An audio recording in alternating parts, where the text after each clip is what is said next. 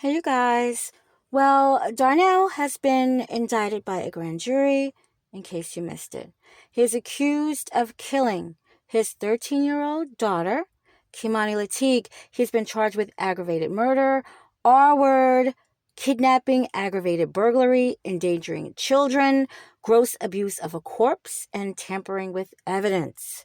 This man not only R-worded his daughter inside the house she shared with her grandmother, he also dragged her to that dilapidated house, and that's where he would end her life, and he would proceed to R-word her again. That's what he did. That is exactly what he did. No need to say alleged. He has confessed to everything. According to Ohio Revised Code, the capital murder case means Darnell can and will face the death penalty if convicted. So once again, yes, it's been approved. It's on the table. If they find him guilty of this crime, he will be on death row. Now, if you've been following my videos, I'm all for death row, except I don't like the fact that these murderers, not just Darnell, but that these murderers stay on death row for 20, 30, 40 years. Sometimes they die of natural causes. I don't like it. I don't like it. I think they should get 90 days. 90 days. You get 90 days to get your affairs in order. You get 90 days to fly in on the house and put in a hotel room for a day or two. They can come and they can see this inmate for the last time. And after those 90 days, he is gone. He is put out of his misery. That's how I feel about it. I really, why keep, don't the taxpayers, don't we pay for their room and board, their 3 hots and a cot? That's what I don't like. That's what I do not like. I think they should be immediately. We would have less people in jail. We would have less people on death row. I really feel that way. I do. But I know that jail is a business. So that's a business that they don't want to go anywhere.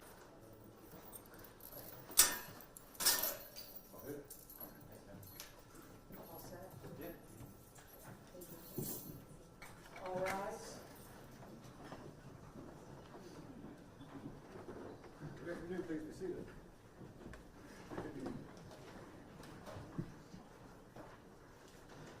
Here for case CR 2025-548, State of Ohio versus Darnell Jones.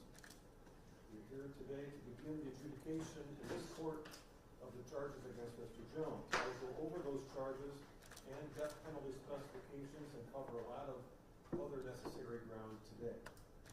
Let the record reflect Mr. Jones is present today as our assistant prosecutors, Ms. Liptak Wilson, Ms. Cook, Mr. Klukas, defense attorney David Klukas, and by them I also mean Ms. Coronis, who is here, court staff, members of the press, security personnel, and members of the public. This hearing is being preserved for the record by Sarah, our court reporter. And as I said, we've got a lot to cover, so I ask for everyone's patience, perseverance, and best behavior. Mr. Jones, there's a lot of people here today. You can tell. And I can appreciate if you're anxious or if you're nervous. I want you to do your best to focus on me and the questions I'm going to ask you and the information I'm going to give you, okay? Now, as we said, I have a lot to go over. I want to make sure you understand as best you can, okay? Yes, sir. What's your name? Darnell. What's your full name? Well, I go by Ogletree, Darnell Ogletree. They got it as Jones. Okay, can you explain why do they have Jones? Why do you call yourself Ogletree? My birth name is Darnell Ogletree, and my adopted name is Darnell Jones. Okay. But ever since I was like 19, I've been under Ogletree. Okay. But does your birth certificate say Ogletree or does your birth certificate say Jones? Jones. It says Jones? Yeah, but like my social security card, my ID, all my taxes, everything's been under Ogletree. Okay. Where were you born? Ohio. Where were you raised and where do you live? I live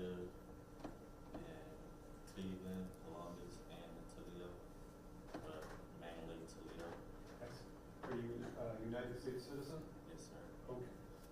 And can you speak, read, and write in English? Yes, sir. All right. Can you speak, read, or write any other language? No, just English. Just English, okay. And do you have any problems reading, hearing, seeing? No. Do you wear contacts? Sometimes I wear reading glasses, but Okay, well, there's going to be some stuff to read today. And for instance, we have an indictment. You can see on the big screen there, the screen in front of you. I'm going to be reading part of that. So if at any time you need help with anything, please let either your attorneys or let me know, all right? yes, sir. All right. How about hearing aids, anything like that? No, sir. All right, you hear me okay? Yes, sir. All right. I'm going to ask you that you speak up when you can, okay? Are you taking any medications? Just pain meds for the accident, and they got me on some psychotic meds, anxiety. For anxiety? Yeah. Okay. Are you taking those medications pursuant to a doctor's order? Yes. Okay, are you taking them according to those instructions? Yes. Or do those medications affect your ability to understand what I'm telling you? No, sir. Does it affect your ability to answer my questions? No, sir. Okay, once again, if I go too fast or you don't understand something, just let me know, okay? Like this judge, he has a really good vibe to me. I must say one thing. So Darnell is put on a lot of meds because we know that something is very much wrong with him.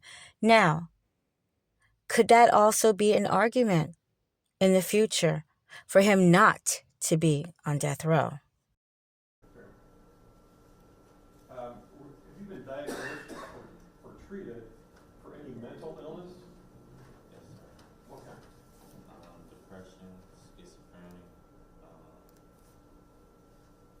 bipolar, ADHD, ADD. It's been a lot.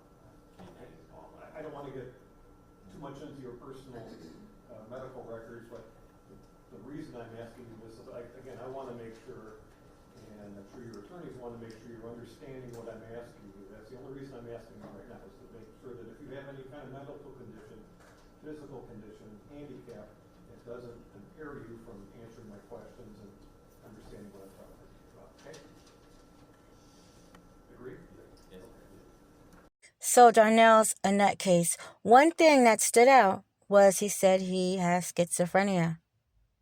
Now, if all this is documented, trust and believe that can be used in an argument not to give him death row, not to convict him of that, because this might go into his insanity. I kid you not. That is definitely a possibility. All right. We need, as I said earlier, to review some very important matters, starting with your right to counsel, your right to an attorney. You have the right, Mr. Jones, to hire your own attorney with your own money. You have the right to represent yourself, which I highly discourage in the strongest terms I can tell you, or to ask me to appoint for you an attorney. Now, if you wish to hire an attorney with your own money, I'll give you time to do that, a reasonable amount of time, so you can get some money together and hire an attorney. Now, if you hire your own counsel, there is no requirement that he, she, or they be certified to handle what we call a capital case, a case involving the possibility of the death penalty. The record indicates that you were over in municipal court before Judge Nicole Curry, and at that time, I believe the court had appointed you a public defender. Is that right? Okay. Now, I anticipated that you might be asking me to appoint you an attorney or attorneys over here. That's why we contacted Mr. Klukas and Mr. Baronis to see if they would be willing and able to represent you in the matter. Now, the reason we contacted them is because they are both certified by the Supreme Court of Ohio to represent defendants in cases like this. Both of your attorneys, or who may be your attorneys, but if you want me to appoint them, are so certified. Now, I would appoint Mr. Klukas as your trial lead counsel and Ms. Baronis as trial co-counsel. Now, in anticipation of your appointment, Mr. Klukas, I believe you met with your putative client. I have, Your Honor, on 3 occasions, and Ms. Baronis has also met with him as well. That lawyer is so hype. He is ready to take this case. You guys, this video has a low quality with the sound. So I don't know if you're looking at this on your TV or phone, try to cut it up as loud as you can. I'm just going to try to go through it as quick as I can because it's about an hour long, but I'm going to shorten it because I've seen it. So I'm just letting you know right now, they're just establishing his lawyers. Prepared an affidavit of indigency? I have filed a approach.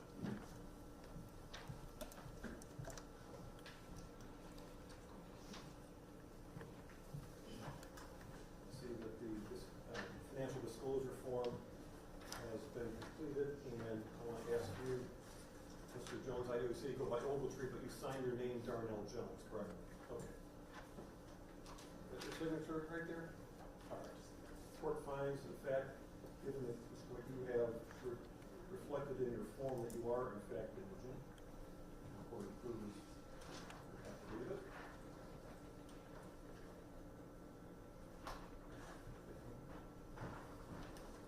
The entry that the court issued setting this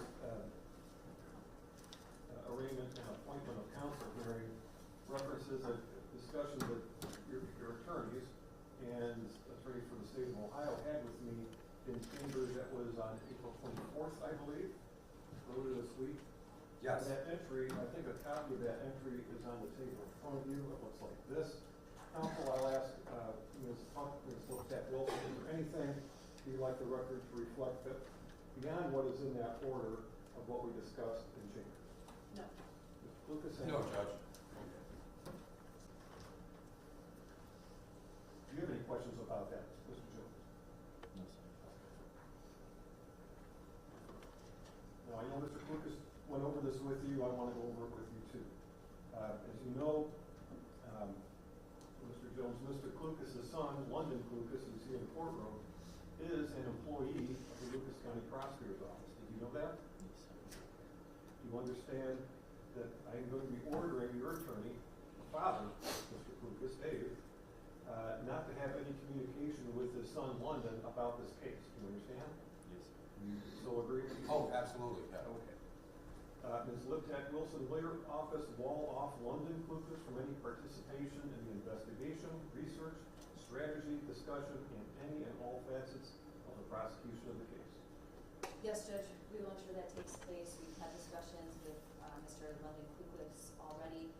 We also put in place some security measures in the online case management system that the case documents will be uploaded into.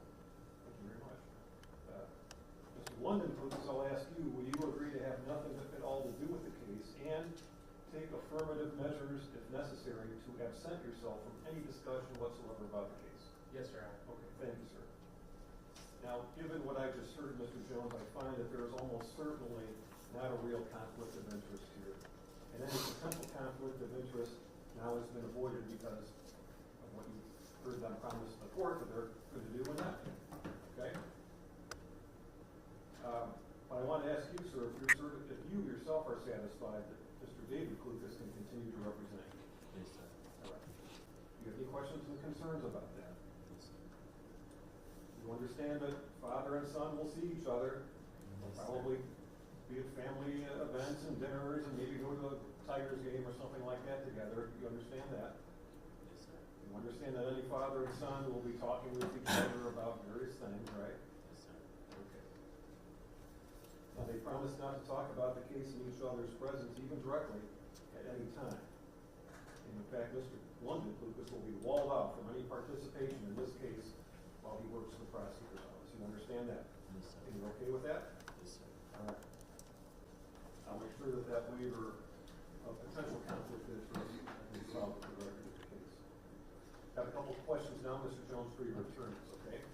So I'll ask Mr. Klukas, Ms. Baronis, please confirm you are both certified to be appointed as trial lead counsel pursuant to the rules for appointment of counsel in capital cases.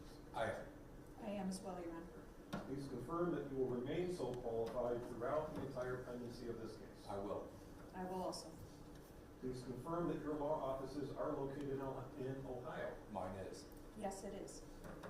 Please confirm that your workload outside this case will allow you ample and sufficient time to to devote to this. You guys, I'm not trying to be funny, but that damn lawyer, Darnell's lawyer, the man, I forget his name right now, but the man right there, he is so hype. He needs to take some type of medicine to calm him down. He needs to take maybe something Darnell's on right now. He is hype. He can't even keep his ass still. But basically what they're just trying to do is, the judge is making sure that Darnell understands both his lawyer's credentials and that they're able to take this capital murder case on, and that he's free to find other counsel. And I don't know what's in his pocket, but I doubt if he can afford, that type of lawyer. So he's going to stick with these two once again. Any security concerns that you would like to have addressed today? Given the high-profile nature of the case, we are asking that once the proceedings have started, that we don't allow any additional members of the public in at each session after the proceedings have started. Also, that we would like to, we will be prohibiting, or we would ask the court to prohibit spectators from loitering in the hallways during the proceedings. The court has taken steps to broadcast the proceedings on the televisions on the first floor, and we would ask that to be a reasonable accommodation for the public to have access to the trial or to any proceedings once the court is full. Objections? No. Any objection from the city? No. We are now, and we will continue in the future to broadcast all proceedings in this case for anybody who cannot fit in the courtroom, which is not the problem today. We have empty seats. But we will be broadcasting everything to the two monitors that are on the first floor by the snack. Okay, so again, I'm apologizing for the low volume. It's not me. It's the broadcast. It's just very low. So I hope you guys can hear it. You could also put it on that, the caption, so you can actually read what he's trying to say. But I'm going to let you know, they were asking about security here. Could he wear his regular clothes? Is that going to be a problem? Was him being not sedated, taking his meds. They were going over stuff like that. But they were basically saying they have to have a controlled situation, because we've seen how Toledo and the surrounding, cities came out in honor of Kimani's birthday, and they brought all those, those gifts, balloons and cards and everything. And if that is just a fraction of the people that want to come to see this trial in person, it would probably be crazy. So they're just letting everyone know it's going to be broadcast. It's going to be broadcast so you can actually sit in the comforts of your own home and watch it live. You don't have to be, down there. Questions and all of that, okay? All right, so let's begin. And as I said, it's on the screen too, if that's easier for you to read that one. All right, so the indictment has a case number on it, has your name on it, and it has some operative dates. This indictment, Mr. Jones, contains in it 15 different counts. Count is simply a charge that you violated the law. Let's start with the first one here. You've got count 1, aggravated murder. UF means unclassified felony with specifications. And it alleges that you did purposely and with prior calculation and design cause the death of Kimani Lateef in violation of those code sections, making it aggravated murder. Now you're going to see beneath that felony murder specification, which alleges that you committed, attempted to commit, or were fleeing immediately after committing or attempting to commit rape, and either the offender, you, were the principal offender in the commission of the aggravated murder, or if not the principal offender, you committed the aggravated murder with prior calculation and design. The specification under that also says felony murder. It's the same as the one I just read with the replacement. Instead of rape, it says kidnapping. And the third felony murder specification replaces rape or kidnapping with aggravated murder. Otherwise, those three specifications are essentially the same. You'll see on the next page that there is also a murder to escape specification, which reads that the offense was committed for the purpose of escaping detection, apprehension, trial, or punishment for another offense committed by you, to wit, rape, kidnapping, and or aggravated burglary. Below that is what's called a a sexual motivation specification, and it says that you committed the offense with a sexual motivation. Finally, it says sexually violent predator specification, saying that you are a sexually violent predator. Count 2 says all of the same things, essentially, other than it alleges that you did purposely cause the death of Kimani Lateef while committing or attempting to commit, or while fleeing immediately after committing or attempting to commit the offense of rape, aggravated murder, and unclassified felony. You'll see the same essential specifications: felony murder times 3, the murder to escape specification, and the other 2 specifications that were attached to count 1. I won't read those again for you, since your attorney rather is waived reading. So we go on to count 3, which is another aggravated murder charge, alleging you purposely caused the death of Kimani Lateef while committing or attempting to commit kidnapping. You'll see the same specifications in count 3 as you saw in count 1 and count 2, with the names of the offenses changed where appropriate. We'll move down to count 5. Count 5 is different. It's rape, a felony of the first degree with specifications, which alleges that you did engage in sexual conduct with Kimani Lateef when you purposely compelled her to submit by force or threat of force, constituting rape, a felony of the first degree. That charge has a sexually violent predator specification, as you can see below. Count 6 is similar. It alleges, it's a count of rape with a specification. It alleges that you did engage in sexual conduct with Kimani Lateef while you purposely compelled her to submit by force or threat of force. Again, rape, a felony of the first degree, and it's got that same sexually violent predator specification. Count 7, there it is on the screen, is a count of kidnapping. It's a felony of the first degree with specifications. Now that alleges that you did, by force, threat, or deception, remove Kimani Lateef from the place where she was found or restrain her liberty for the purpose of engaging in sexual activity with Kimani Lateef against her will, in violation of the law, constituting the offense of kidnapping. Furthermore, the victim of the offense is alleged to have been under 18 years of age. That kidnapping charge carries with it both the sexual motivation and sexually violent predator specifications. Count 8 is also a kidnapping charge, alleging that you did, by force, threat, or deception, remove Kimani Lateef from the place where she was found or restrain her liberty for the purpose of facilitating the commission of rape or flight thereafter, also constituting the charge of kidnapping, a felony of the first degree that has the sexual motivation and sexually violent predator specifications attached to it. And you'll see in count 9, that's the third kidnapping charge, alleging that you did, by force, threat, or deception, remove Kimani Lateef from the place where she was found or restrained her liberty for the purpose of terrorizing or inflicting serious physical harm on Kimani Lateef or another violation of the revised code. Also kidnapping, a felony of the first degree with the same 2 specifications as the other 2 kidnapping charges.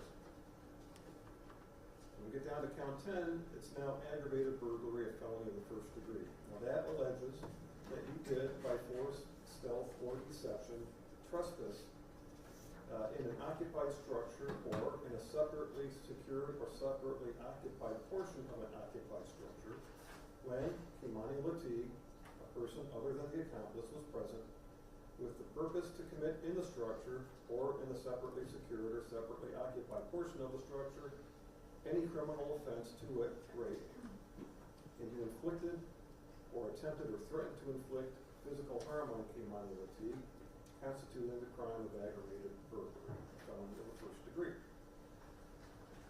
Counts 11 and count 12 are both endangering children. They're a little bit different, so I'll describe each one to you. The first count, that is count 11, of endangering children, alleges that you did abuse Kimani Lateef, a child under 18 years of age with whose birth date provided, constituting endangering children, with a furthermore clause that the violation resulted in serious physical harm to Kimani Kuti.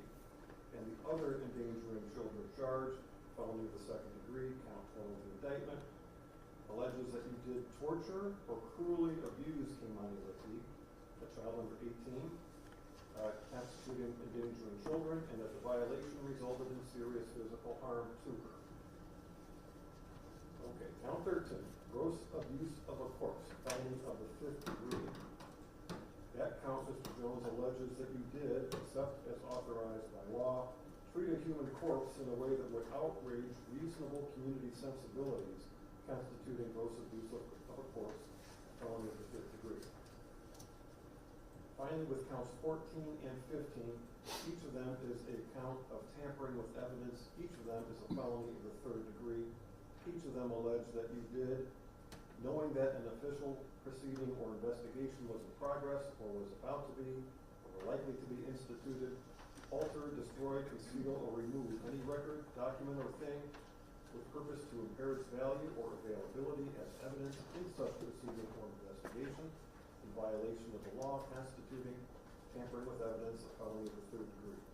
As I said, counts 14 and 15 are essentially the same. Did you understand what I read you? Yes, sir. How do you plead? Not guilty.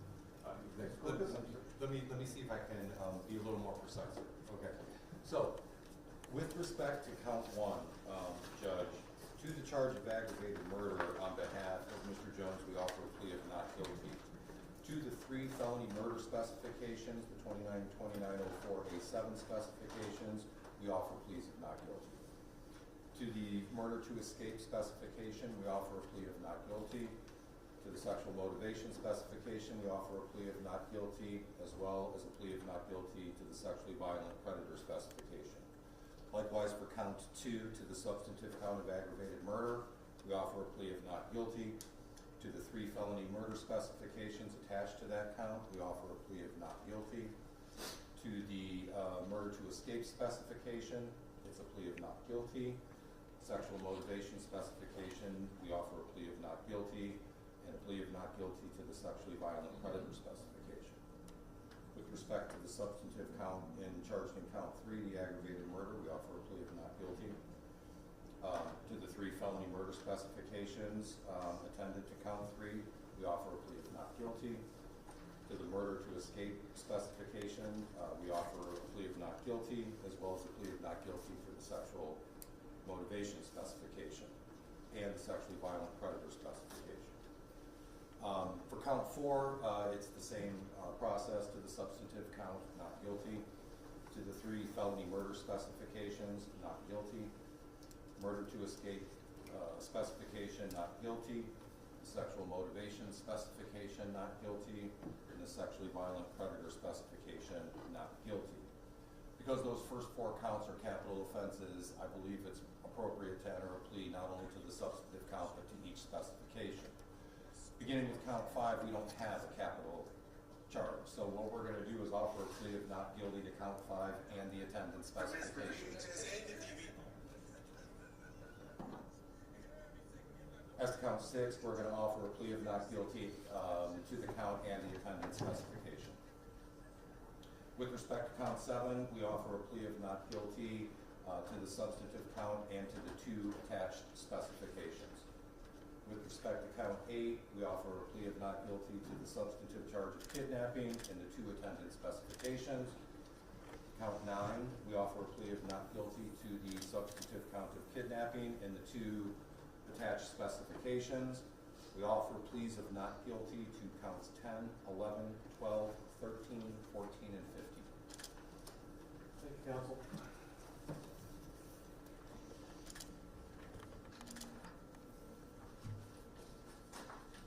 Please read it into the record.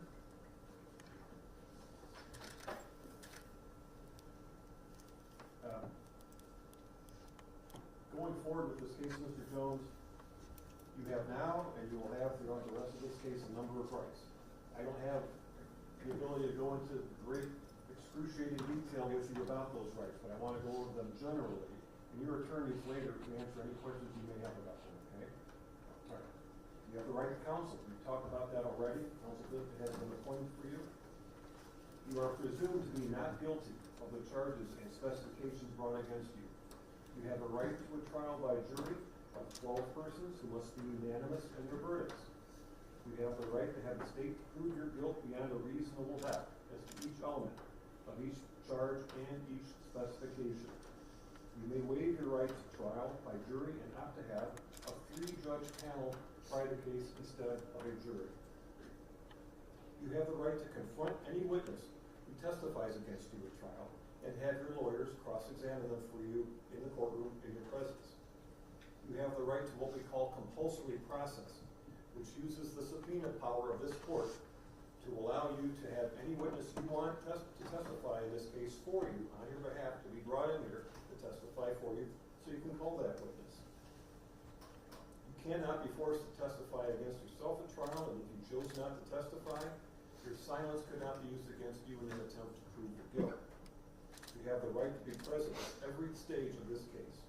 You have the right to hire the services of experts with the court paying the bill for them. And you have the right to present evidence and mitigation at the sentencing phase of this trial. Again, these are a generalized version of your rights. Do you understand? Okay. Remember, you can ask your attorneys at any time if you have specific questions about any one of these rights. Okay? Yes, sir. Okay. Now, as you know, death penalty specifications have been a part of this case. That means this case will be divided into 2 parts, the trial phase and the sentencing phase, if necessary. At the trial phase, the jury or the 3-judge panel will determine whether the state has proven beyond a reasonable doubt all of the elements of the charges and the specifications. If you are found not guilty of them, you will be released. If you are found guilty of the offenses, but not guilty of the death penalty specifications, you will be sentenced to a term of years in prison corresponding to the charges and the non-death penalty specifications that you were found guilty of. If you are found guilty of one or more of the death penalty specifications, which we also call the aggravating circumstances, and that or those aggravating circumstances are not outweighed by factors which mitigate against the imposition of the death penalty, the jury will return the death sentence. In this case specifically, Mr. Jones, it's alleged that the aggravating circumstances, as you just heard me read through the indictment, are that you committed aggravated murder and rape, kidnapping and or aggravated burglary, and or that you committed aggravated murder with the purpose of escaping detection of having committed rape, kidnapping, or aggravated burglary. Now, the crime of aggravated murder is not by itself an aggravating circumstance. Factors mitigating against a death sentence lessen or eliminate the appropriateness of the death penalty. They can include your age, your upbringing, your criminal history, duress, your mental condition, frankly, just about anything else can be a mitigating factor. Yep, so there you go. Everything will take place. Whether he has a history of mental illness, they're going to look, those documents have to be presented. His criminal history, like hopefully he wasn't, having any DV at the places he lived at, or theft, maybe little marijuana in the car, all that shit. They're going to take into accountability. And who speaks for him too. I believe he has a wife that has a few more of his kids. If he has family members that could come and speak about his character, that might also make it to where he might just get life in prison, But he's not getting out. That's one thing that's safe to say. He's not going to get out. He's not going to go into a mental hospital. I don't think so. Because not only did he do all that, but he tried to cover it up. So it shows that he had some kind of sense. He tried to hide some stuff at, I think, a girlfriend's house, I think. I don't know if it was a wife or a girlfriend, but he tried to hide some stuff at her house. And he was being very cunning when he was on the news, acting like he was so worried about his missing daughter when she was just feet away in that house. So yeah, that's a little psychopathish, you know what I mean? As with anything involved with the law, there are many complicated details and exceptions. I just don't have time to go over all of those with you now. I just want to give you a preliminary basic outline, okay? Yes. All right. Ms. Liptak-Wilson, Ms. Cuck, you know, to be heard on bail. I know that you filed a request with the court in writing. I don't know if Mr. Lucas and Ms. Ronas have had a chance to review it. I have. Yes. Ms. Liptak-Wilson. Thank you, Judge. Pursuant to Article 9, Section 1 of the Ohio Constitution and the case law referenced by the state of Ohio in its motion filed this morning, the state is requesting that the defendant be held without bail or bond. Doesn't that section of the Constitution require that the proof is evident or presumption greater of the commission of the offense by this defendant? Yes. And then you want to offer the court, for the court's consideration to satisfy that prong of the constitutional requirement? Not at this time, Judge. We'll turn to counsel for the defendant to see if they have anything they would like to offer contrary to that at this time. Very well. Mr. Lucas. Judge, as the court indicated near the beginning of this proceeding, Mr. Jones is indigent. Quite frankly, bail is something of an academic issue here. There is no bail that the court is going to set that is commensurate with this case that Mr. Jones is going to make. I don't necessarily agree entirely with what the state has posited in their motion, but I do agree that Article 1, Section 9 does provide a basis to hold without bail.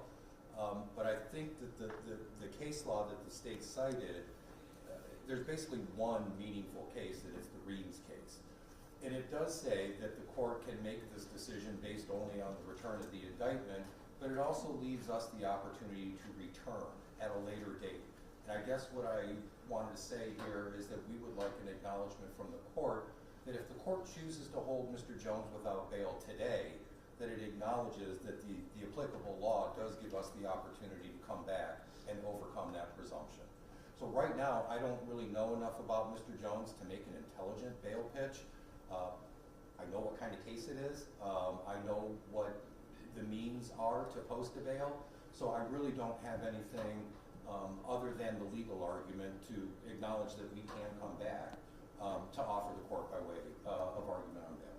Yes, fair. You've not received any discovery yet from the state, I presume? I've received nothing. In fact, technically, I explained to Mr. Jones that until this proceeding is over, I'm not entitled to it. So, Okay. The point is well taken, Mr. Lucas. I'm going to have the defendant remanded without bail, reserving for the defense the right to readdress bail at any time in the future. As I said, we'll be here having regular pre-trials, motion hearings, and other court events throughout the pendency of this case.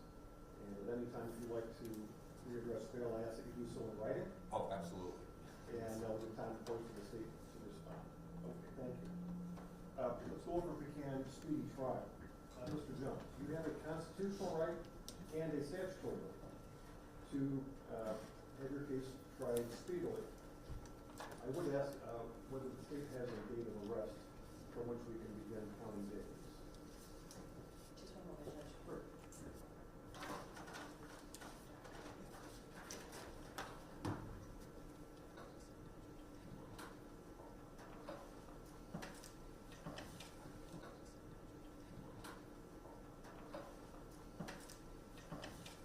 You guys, what the hell was that? That lawyer, yeah, that lawyer is a little hype, a little too hype. Yeah, he's going to be one to watch during this trial. March 25th, Judge was taken into custody in Columbus, Ohio. And then April 17th was brought into custody here in Tucson. Mr. Jones, you have the right to be brought to trial within 270 days of your arrest, but since you've been in custody continuously, each day in jail counts as 3 days. That means you have the right to go to trial within 90 days from the date of your arrest. You have a separate constitutional right to a speedy trial, based on a number of factors that I would have to consider. You may waive your rights to a speedy trial after you've discussed it with your lawyers, in order to provide you more time to both investigate and prepare the case for trial. Mr. Klukas, if you had a chance to discover or discuss with your client the issue of time waiver. We did, I did. All right. And would your client be willing at this time to waive his rights to speedy trial, or would you like time to think about it? No, we are in a position to execute a limited waiver of time. It's not going to be like till the end of the case. Now, how far we're going to waive kind of depends on the next scheduling steps. The court had indicated that you wanted to do pre-trials on Friday. What we had contemplated and what I had discussed with Ms. Baronis and Mr. Jones is a 60-day time waiver, at least for 60 days for now, for us to take the temperature of the case and get some discovery and start some motion practice and get some funding. And we feel like that's a legitimate reason to waive speedy trial for 60 days. That's what we had discussed with Mr. Jones. I kind of thought the court might set a status pre-trial out that long, but I'm getting the impression that perhaps you may want to see us before then. Well, I was going to suggest that we get together on Friday, May 23rd. We have a lot of housekeeping matters to take care of. We have some scheduling matters to take care of. I'm sure you'll be filing motions galore. We'll have those that will be in some form for the court's consideration. What I'm going to suggest with that additional intelligence is that we are willing to execute a time waiver up to and including Friday, June 27th, which can then be a scheduled pre-trial date. That's a Friday, and we will re-examine time waiver at that time. But I think the court's correct. I think there's going to be a lot of tolling episodes here, and we would probably prefer to let those do the tolling rather than a waiver. But for today, we are willing to waive his right to a speedy trial until Friday, June the 27th. If you look on your desk, you'll find a draft of a time waiver that the court has prepared. And I'd ask you to please, if you haven't already, read through that, discuss it with your client. You'll note that the very last sentence says, the time waiver shall not be due a date certain. You can cross that out and write to June 27th, sign, initial. That sounds great. Yeah, we're willing to do that. Yeah. Okay. Yeah. You need a moment with your client to We discuss? need a moment to do a little editing, but the time waiver itself has already been discussed. Okay. Thank you. Once the waiver has been prepared, signed by both client and counsel, I'll ask you to make sure Pam gets it. We'll file it with the case. I have a question now for the prosecution. Is Jack Wilson or Todd?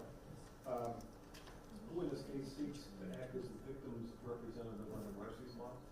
I believe it will be the victim's grandmother, Dorothy Lateef.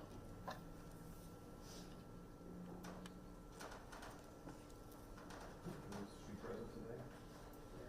Yes. Has anybody else applied or spoken up with a desire to be named by the court as a victim's representative? No. Okay. And I'm going to cut it right there. This video is on YouTube if you want to see it in its entirety. I just was getting it through you guys just to give the key points like I've been doing. So basically, a lot of people had an issue with Kimani being the daughter of this man. They said that he was not her real father, okay? If they did a DNA test and it came back and he was not her real father, it's not going to bring the little girl back. So there's no need to say, that's not his daughter. It's no need to say that. It's no need to say that the grandmother needs to go down with Darnell because she worked with him. Yeah, people have said some really crazy stuff. The grandmother did not work with him to end this little girl's life. She did not. You might not like her for whatever reasons, but she did not do that. Matter of fact, you just heard, the only one that is representing Kimani Lateef is Dorothy Lateef. She's the only one. Now, I don't know if other family members on the maternal side of the family are going to come forth and also want to represent Kimani. But right now, she is the only woman representing her granddaughter. So there you go. There you go.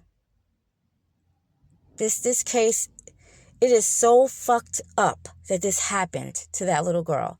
It really is. And the fact that we seen it in real time, you know what I mean? Like, and then we see him here, literally what, like less than 2 months later, he's here spaced and drugged out and will probably just be sitting in the prison for the rest of his life. And this 13-year-old girl is no longer. It's just, the whole thing is so screwed up. Justice for Kimani Lateef.